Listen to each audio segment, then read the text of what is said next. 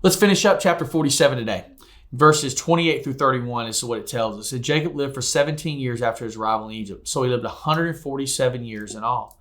As the time of his death grew near, Jacob called for his son, Joseph, and said to him, "Please do me this favor. Put your hand under my thigh and swear that you will treat me with unfailing love by honoring his last request.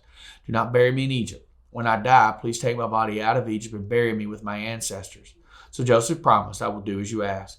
"Swear that you will do it," Jacob insisted. So Jacob gave his oath, and Jacob bowed humbly at the head of his bed.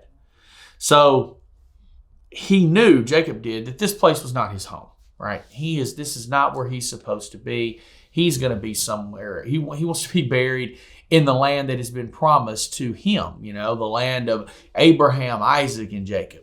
His family actually had a plot. Remember, Abraham, way back, we talked about this, that Abraham actually, bought a field and bought a cave. And that's where he buried Sarah. And that's where Isaac is buried. That's where Rebekah's buried. That's where Rachel's buried. And so he wants to go back to that place.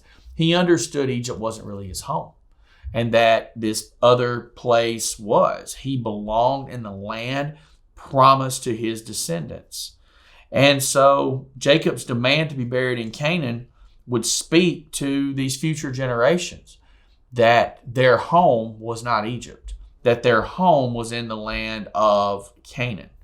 And so, we don't really give a lot of thought to how this act would affect those future generations.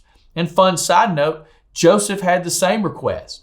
You go ahead into the book of Exodus and you see when Moses was leading the people out of the land of Egypt, at Joseph's request before his death, they actually take his body with them and they bury his body in the land of Canaan.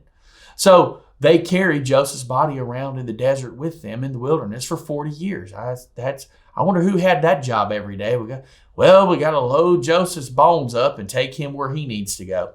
But Joseph, just like Jacob, understood Egypt was not his home. His home was in the land that God had promised to Abraham all the way back in Genesis chapter 12.